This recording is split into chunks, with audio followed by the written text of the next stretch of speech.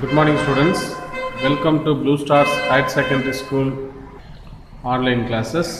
Now we are going to see 11th Physics Unit 5 Couple. What is couple? See here, this is center point separated by a distance r. Correct. There will be two forces is acting equal magnitude and opposite direction. எங்கே பார்த்துருக்கீங்களா? Car steering. Just imagine car steering. One force is this direction, this direction. Force acting opposite direction. Correct. Equal in magnitude. This is called a couple. So what is the definition? எப்படி சொல்லலாம்? A pair of force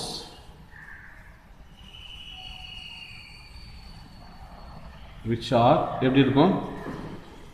Equal in magnitude and opposite direction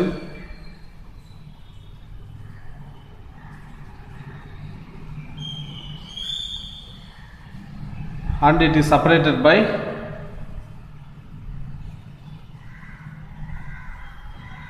a perpendicular distance. A perpendicular distance. So that the lines of action do not coincide.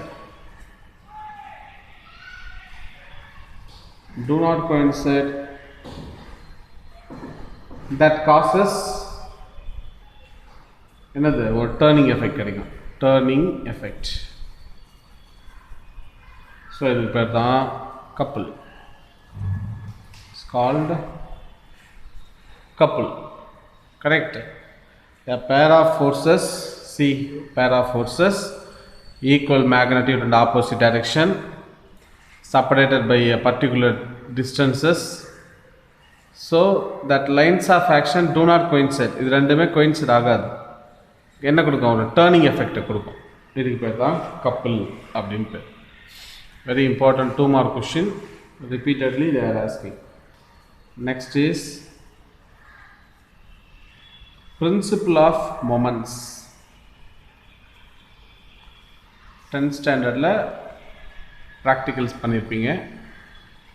The topic principle of moments. See, imagine your rod, okay, placed in a one fulcrum. இது பேர் fulcrum. So இப்படி மேலே act பண்ணுற force normal force. So இங்கே act பண்ணுற force I am taking F1, இங்கே act பண்ணுற force I am taking F2. இந்த distance I am taking D1, இந்த distance I am taking D2. Correct. ஒரு rod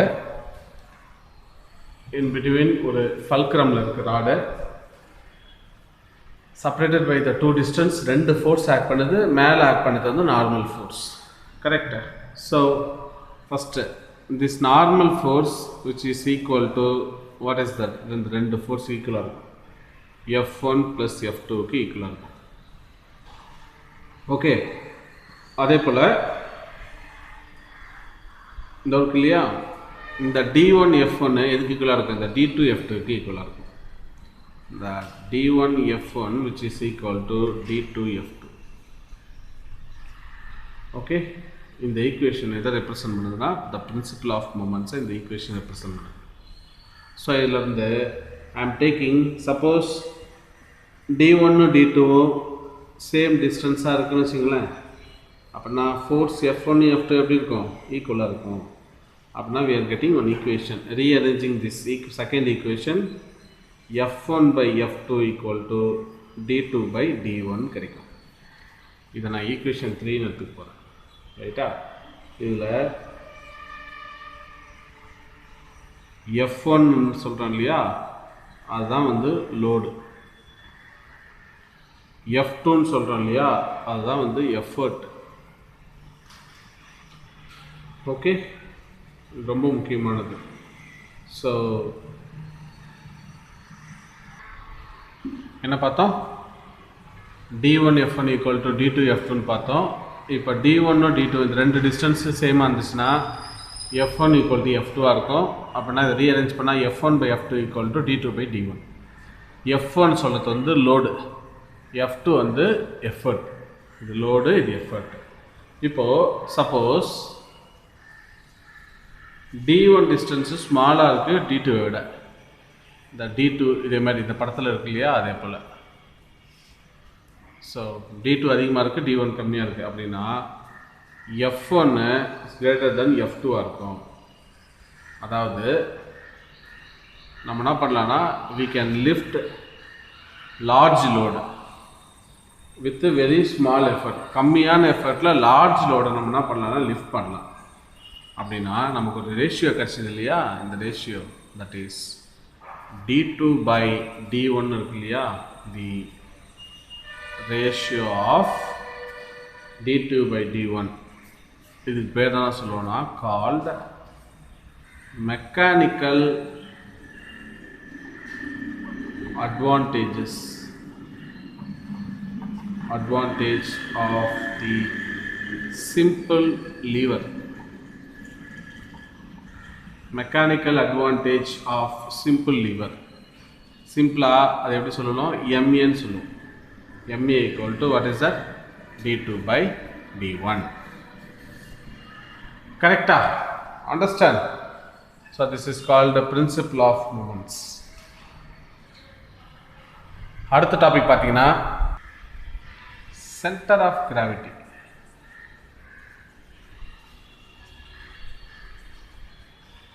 What is center of gravity? The center of gravity of a body is the point at which the entire weight of the body acts irrespective of the position and orientation of the body. A center of gravity of a body is the point at which the entire weight of the body acts irrespective of position and orientation of the body. Correct? This is called center of gravity. இப்போ ஒரு center of gravity எப்படி determine பண்ணலாம் for any ஒரு irregular shape. இதோட center of gravity how we can going to determine. So very simple one. இப்போ I can consider ஒரு point, இங்கே ஒரு பாயிண்ட் எடுத்துருக்கேன், அதுக்கு ஆப்போசிட்டில் ஒரு பாயிண்ட் எடுத்துருக்கேன். அடுத்தது இதை வந்து I can consider B dash. அடுத்தது இங்கே ஒரு பாயிண்ட்டை கன்சிடர் பண்ணுறேன், அதுக்கு ஆப்போசிட்டில் இங்கே ஒரு பாயிண்ட்டை கன்சிடர் பண்ணுறேன், இது கியூ டேஷ்னு எடுத்துக்கிறேன். அடுத்தது இங்கே ஒரு பாயிண்ட்டை கன்சிடர் பண்ணுறேன், இங்கே ஒரு பாயிண்ட்டை கன்சிடர் பண்ணுறேன், அப்படியே ஆப்போசிட்டில் இது வந்து ஆர் டேஷ்னு எடுத்துக்கிறேன். இப்போது இந்த பாயிண்ட்ஸ்லாம் நான் ஜாயின் பண்ண போகிறேன். ஃபர்ஸ்ட் இந்த பாயிண்ட்டை ஜாயின் பண்ணுறேன், செகண்ட் இந்த பாயிண்ட்டை ஜாயின் பண்ணுறேன், தேர்டு இந்த பாயிண்ட்டை ஜாயின் பண்ணுறேன். இப்போ எனக்கு கிடச்சது இல்லையா, இதுதான் சென்டர் ஆஃப் கிராவிட்டி சி அப்படின்னு சொல்லுவோம். இதே போல் any shape we can draw. So இப்படி இருக்குது ஒரு irregular ஷேப். ஸோ இதுக்கு என்னால் சென்டர் ஆஃப் கிராவிட்டி கண்டுபிடிக்க முடியுமா? கண்டுபிடிக்கலாம். ஸோ இப்படி இருக்குது, இப்படி இருக்குது. ஸோ என்னால் இதுக்கு சென்டர் ஆஃப் கிராவிட்டி கண்டுபிடிக்க முடியுமா? கண்டுபிடிக்கலாம். எப்படி கண்டுபிடிக்கலாம்? ஃபார் சம் அண்டர்ஸ்டாண்டிங், இங்கே ஆப்போசிட் பாயிண்ட் ரைட்டா, இந்த இடத்துல ஆப்போசிட்டில், இப்போ இங்கே பாயிண்ட்டு, இங்கே ஒரு பாயிண்ட். ஸோ எல்லாத்தையும் ஜாயின் பண்ணலாமா? So I can join here.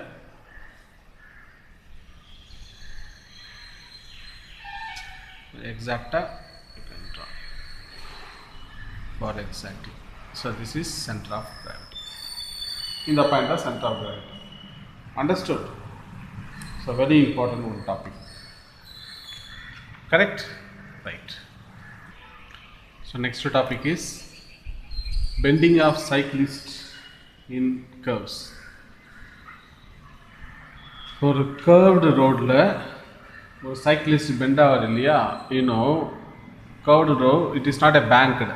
Previous topic பார்த்துருப்பான், banking of curved tracks to avoid falling, skid ஆகாமல் அவாய்ட் பண்ணுது இல்லையா. அது இல்லாமல் ஒரு கர்வ்டு சர்ஃபேஸ், ஒரு நாட் பேங்க்டு ரோடு இல்லாமலும் ஒரு லெவல்டு ரோட்டில் கூட ஒரு சைக்கிளிஸ்ட் எப்படி பண்ணலாம், நெகோஷியேட் பண்ணலாம். நெகோஷியேட் கீழே விழாமல் ஒரு பர்டிகுலர் ஆங்கிளில் it can bend. That angle is called bending of சைக்கிள்ஸ்னால் நம்ம கண்டுபிடிக்க போகிறோம். That is theta.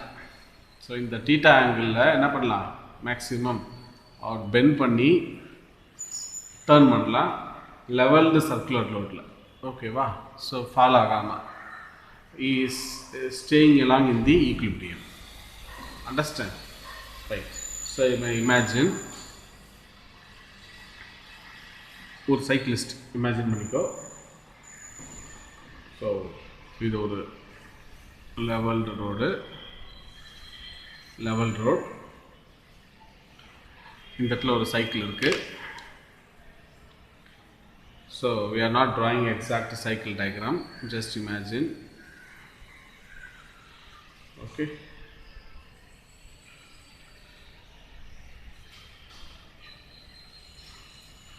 ஓகே, இது ஒரு பர்சன் வந்து ட்ரைவ் பண்ணுறாரு. he is driving this cycle. Okay, so he is driving this cycle. இப்போ இந்த டயர் இருக்கு இல்லையா, this is a road. அப்படி இருக்கு road. So what is the force is acting இந்த பாயிண்ட் ஏ? இதில் பார்த்தீங்கன்னா ஃப்ரிக்ஷனல் ஃபோர்ஸ் இப்படி ஆக்ட் பண்ணும் எஃப்னு. அடுத்தது இந்த டைரெக்ஷனில் நார்மல் ஃபோர்ஸ் ஆக்ட் பண்ணும். Correct, N is a normal force. இப்போ இந்த பிளேஸில், ஸோ திஸ் டைரெக்ஷனில் what is that? That is centrifugal force acting this direction, mv square by r. Correct. In the direction la mg act பண்ணும், gravitational force. Understand? So let us consider, நம்ம என்ன பண்ண போறோம்னா, ஒரு லெவல்டு ரோட்ல ஒரு cyclist travel பண்றாரு. அந்த லெவல்டு ரோடோட ரேடியஸ் வந்து I can take r. So what is r? Radius of leveled road. I can take r. அடுத்தது அவர் போகிற ஸ்பீட் வந்து with speed I can consider v. Okay, so சைக்கிளிஸ்டையும் வந்து நம்ம என்ன கன்சிடர் பண்ண போகிறோம், ஒரே சிஸ்டமாக கன்சிடர் பண்ணுவோம். Only one system, not separate person. ரைட்டா? இதோட டோட்டல் மாஸ் நான் எடுத்துக்க போகிறேன், எம்னு எடுத்துக்க போகிறேன். Total mass, total full mass.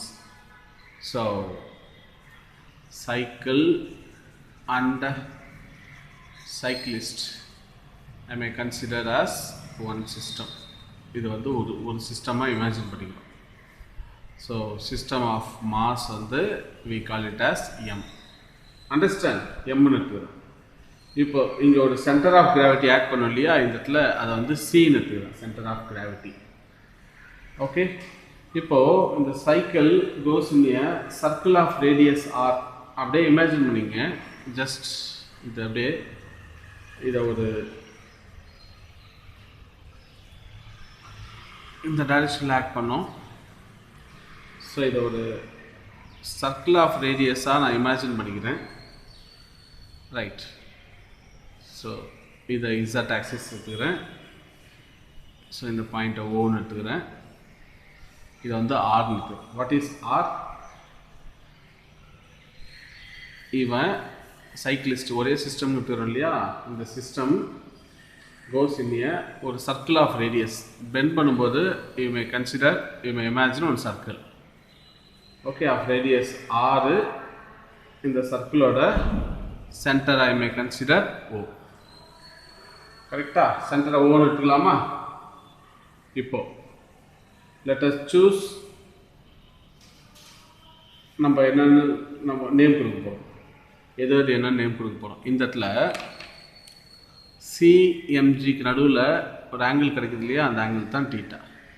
இப்போ ஒரு கரெக்டான ஒரு நீட் டயக்ராம் போடலாமா? For better understanding C.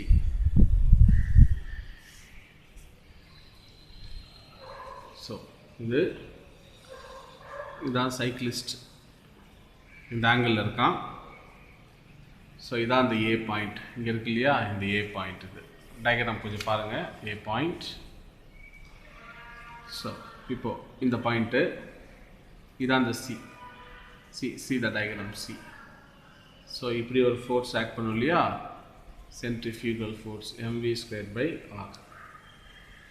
Right, இங்கே கேபிட்டல் ஆர். ஸோ அடுத்தது டவுன்வர்ட் டைரக்ஷனில் ஆக்ட் பண்ணது என்ன பார்த்தோம்? எம்ஜின்னு பார்த்தோமா? இந்த தீட்டா என்ன சொன்ன? இந்த ஆங்கிள் வந்து தீட்டான்னு எடுத்துக்க போகிறோம். ஐ can consider this is angle theta. Okay, so இது ஸ்ட்ரைட்டாக இங்கே ஜாயின் பண்ணால் இந்த பாயிண்ட்டு பின்னு எடுத்துக்கிறேன். ஃப்ரிக்ஷனல் ஃபோர்ஸ் இப்படி ஆக்ட் பண்ணோம், நார்மல் ஃபோர்ஸ் இப்படி ஆக்ட் பண்ணோம். கரெக்டாக? அந்த டயக்ராமை இது அப்படியே இந்த இடத்துல நமக்கு தேவையான டயக்ராமாக ட்ரான் பண்ணியாச்சு. இப்போது இந்த ஒரு சிஸ்டம் இருக்கு இல்லையா? இந்த சிஸ்டத்தில் என்ன ஃபோர்ஸ் ஆக்ட் பண்ணுது பாருங்கள்? சென்ட்ரிஃபியூகல் ஃபோர்ஸ் ஆக்ட் பண்ணுது. சென்ட்ரிஃபியூகல் ஃபோர்ஸ் இன்னொரு என்னது? Simply we call it as pseudo force. Understand? Therefore, இப்போ இந்த throat எத்தனை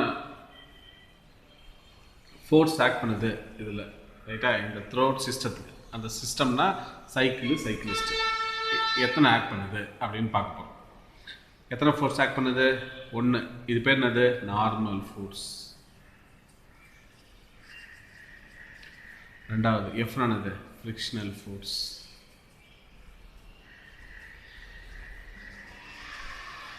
என்ன இது எஃப். மூணாவது என்ன ஆக்ட் பண்ணுது? Gravitational force.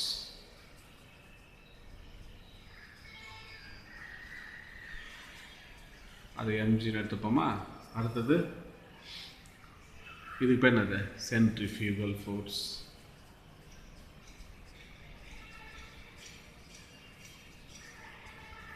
Centrifugal force mv²/r. அப்படின்னா மொத்தம் எத்தனை ஃபோர்ஸ் ஆக்ட் பண்ணுது? 4 ஃபோர்ஸ் ஆக்ட் பண்ணுது பாரு. நார்மல் ஃபோர்ஸ் ஆக்ட் பண்ணுது, அடுத்தது ஃப்ரிக்ஷனல் ஃபோர்ஸ் ஆக்ட் பண்ணுது, கிராவிடேஷனல் ஃபோர்ஸ் ஆக்ட் பண்ணுது, சென்ட்ரிஃபியூகல் ஃபோர்ஸ் ஆக்ட் பண்ணுது. கரெக்டா? ஸோ இதிலிருந்து வாட் இஸ் தட்? ஸோ இப்படி இருக்கும்போது ஸோ நெட் எக்ஸ்டர்னல் ஃபோர்ஸும் நெட் எக்ஸ்டர்னல் டார்க்கும் என்னவாக இருக்கும்? மஸ்ட் பி 0வாக இருக்கும். ஸோ நெட் எக்ஸ்டர்னல் ஃபோர்ஸும் net external torque will be equal to 0வாக இருக்கும். ரைட்டா? அப்படின்னா ஆல் டார்க்ஸ் எல்லாமே எங்கே ஆக்ட் பண்ணுது? இந்த ஏ பாயிண்டில் ஆக்ட் பண்ணுதுன்னு இமேஜின் பண்ணிக்கணும். So first torque due to gravitational force. இதான gravitational force mg. Torque due to gravitational force in the point a point together. So what is that? Torque due to gravitational force about in the point about a point a. The point a la torque due to gravitational force. இப்போ பாரு, MG தானே gravitational force. So I am taking this is clockwise direction. Clockwise M G A B, ரைட்டா? Clockwise direction. clockwise direction எடுத்துக்கிட்டா it should be negative. ஞாபகம் வச்சுக்கணும் ரெண்டு point. While it is a clockwise direction, it should be taken as negative. Anti-clockwise direction na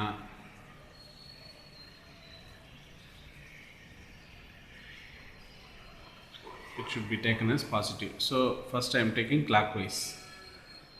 Idana MGAB. So MGAB correct? Clockwise direction minus வந்துரும். அடுத்தது I am going to take anti-clockwise direction. எது anti-clockwise direction? இப்படி இந்த term centrifugal force anti-clockwise எடுக்க போகிறேன். அப்புறம் anti-clockwise direction BC MVR. So anti-clockwise na positive அப்படின்னா plus BC MV square by R. இது ரெண்டு எப்படி இருக்கும்? 0 இருக்கும். Equal to 0. So எப்படி எடுத்துருக்கோம்? முக்கியமானது for torque due to gravitational force இது clockwise direction, so it should be negative. அப்படின்னா MGAB ரைட்டா? ஸோ தனித்தனியாக ஒரு ஸ்ப்ளிட் அப் பண்ணிடுறேன். So torque due to point A B எதுனா சொல்லலாம் MGAB அப்படின்னு சொல்லுவோம். ஓகேவா? அடுத்தது torque due to centrifugal force எதலாமா இந்த இடத்துல எழுதுறேன், சின்னதாக எழுதுறேன். Torque due to centrifugal force, torque due to centrifugal force என்னது? BC MV square R. BC MV square by R. ரைட்டா? ஸோ இது clockwise direction, இது anti clockwise direction. ஸோ அதனால் minus MGAB plus BC MV square by R equal to 0. கரெக்டா? சிம்பிளாக எப்படி ஞாபகம் வச்சுக்கலாம்னா இந்த ரெண்டு ஃபோர்ஸ் எப்படி இருக்கும்? ஈக்குவலாக இருக்கும். அதாவது MGAB equal to MV square by R BC. இது மறக்கக்கூடாது. ஸோ இப்படி ஞாபகம் வச்சுக்கலாம் நம்ம. Right. MGAB equal to MV square by R BC. So திருப்பி எழுதி காட்டுறேன். So what you understand that? நம்ம என்ன பார்த்தோம்? ஏங்கிற பாயிண்டில் தான் சிஸ்டம் ஆக்ட் பண்ணுது. சிஸ்டம்னா சைக்கிளு, சைக்கிளிஸ்ட்டு, கரெக்டா? ஸோ இந்த பாயிண்ட் தான் சின்னு எடுத்துக்க போகிறேன். இந்த சியில் ஆக்ட் பண்ணது சென்ட்ரிஃபியூகல் ஃபோர்ஸ், இது கிராவிடேஷன் ஃபோர்ஸ். இந்த பக்கம் ஃப்ரிக்ஷனல் ஃபோர்ஸ் ஆக்ட் பண்ணுது, இந்த பக்கம் நார்மல் ஃபோர்ஸ் ஆக்ட் பண்ணுது. ரைட்டா? I can take this is B. Torque due to gravitation force அப்படின்னா இந்த டைரக்ஷன் MGAB. So MGAB. அடுத்தது torque due to centrifugal force BC MV square R. கரெக்டா? இதான் அர்த்தம் BC MV square by R. So I can take this is radius இல்லையா? அது radius small r எடுத்துக்கிறேன். I can take radius small r. So previously கூட we can take small r. இங்கே ஏன்னா radius r வந்து தானே எடுத்துருக்கோம். So what is the radius? Small r தானே எடுத்துருக்கோம். Right. So what is that here? MV square by r centrifugal force. அப்படின்னா torque due to centrifugal force BC MV square by r அப்படின்னு வந்துடும். So அப்படின்னா இது எப்படி எழுதலாம்? ஜென்ரலாக நம்ம எப்படி எழுதுவோம் இந்த ஈக்குவேஷனை? பிஃபோர் தட் கிளாக்வைஸாக இருந்துச்சுன்னா நெகட்டிவ், ஆன்டி கிளாக்வைஸ் இருந்தால் பாசிட்டிவ். அப்படின்னா minus MGAB plus anticlockwise BC MV square by R. இது 0வாக இருக்கும். இதை தான் நம்ம ஈக்குவேஷன் 2ன்னு எடுத்துருப்போம். இப்படி எதுவும் இந்த ஈக்குவேஷன் இல்லை, இப்படி கூட ஞாபகம் வச்சுக்கலாம் நம்ம. இப்போ ஐ can take the triangle ABC. Triangle ABC எடுத்துக்கலாமா? See the triangle. இங்கே டீட்டா இருக்கிறதா அர்த்தம். இந்த ட்ரையாங்கிள் பார் வரைஞ்சி காட்டுறேன். இங்கே this triangle B, C, theta. So now sin theta equal to AB by AC. Correct? அடுத்தது. So what is that? Cross multiply பண்ண AB equal to AC sin theta. இது equation number 3 எடுத்துக்கலாமா? இதுக்கே cos theta இது. Cos theta equal to now BC by AC. Adjacent side by hypotenuse. இது opposite side. இது adjacent side. இது hypotenuse. BC by what is that? AC. Cross multiply பண்ண therefore BC equal to AC cos theta. இது எனக்கு equation number 4 கிடைக்கும். Right? So equating, substituting this value in equation 2. Equation 2 எழுதவா? What is that equation 2? என்னதுன்னு சொல்லு. mg AB equal to BC mv square by r. What is AB? AC sin theta. அப்படின்னா mg AC sin theta equal to what is BC? AC cos theta. AC cos theta mv square by r. கரெக்டா? இங்க பாரு AC AC cancel. இந்த cos கீழே வந்துச்சுன்னா என்ன ஆயிடும்? இந்த m cancel. இப்போ இது கீழே கொண்டு வந்துடுறேன். sin theta by cos theta equal to what is the remaining? இந்த பாரு இங்கே ஒரு g மட்டும் தான். g இந்த பக்கம் போயிடும். அப்புறம் என்ன வரும்? v square by rg அப்படின்னு வரும். கரெக்டா? What is that? sin theta by cos theta என்ன அர்த்தம்? Simply tan theta. tan theta equal to v square by rg. இதிலிருந்து theta அப்படின்னா என்ன வரும்? tan inverse of v square by rg. So இதுதான் ஒரு பர்டிகுலர் ஆங்கிள். இந்த ஆங்கிளில் என்ன ஆகாது? ஸோ இந்த ஆங்கிளில் சைக்கிளிஸ்ட்டு பெண்ட் பண்ணார்னா அவர் எதில் தான் இருப்பார்? He is in stay in equilibrium. So he avoid to fall. இந்த ஆங்கிளில் அவர் டேர்ன் பண்ணால் என்னது? லெவல்டு ரோடில் கூட, ரைட்டா? பேங்க்டு ரோடு இல்லாமல் லெவல் ரோடில் கூட இந்த ஆங்கிளில் அவர் சேஃப் டர்ன் பண்ணலாம். Okay, this is called bending of cyclist. Very important question. Correct. So மெயினாக ஞாபகம் வச்சுக்க வேண்டியது ரெண்டு பாயிண்ட்டு. ஒன்று பார்த்தீங்கன்னா டார்க் ஆக்ட் பண்ணுது.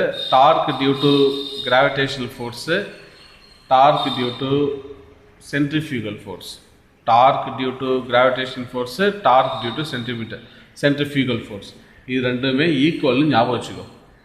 நீ clockwise anticlockwise imagine பண்ணுறதுக்கு you may easy simply you understand if torque due to gravitation force equal to torque due to centrifugal force. ரைட்டா? இப்படி ஆக்ட் பண்ணுற ஃபோர்ஸும் இப்படி ஆக்ட் பண்ணுற ஃபோர்ஸும் ஈக்குவல். அதுதான் இந்த ஈக்குவேஷன்.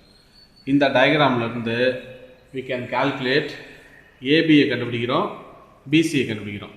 இதை கொண்டு போய் ஈக்குவேஷன் 2ல் சப்ஸ்டிடியூட் பண்ணால் ஏசி கேன்சல் ஆகுது, எம் மாஸ் கேன்சல் ஆகுது. அப்படின்னா பாரு, அந்த சைக்கிளோட அந்த பர்சனோட மாஸ் இருக்கு இல்லையா, சைக்கிளோட மாஸும் அந்த சைக்கிளிஸ்டோட மாஸும் கேன்சல் ஆகிடுச்சு பாரு.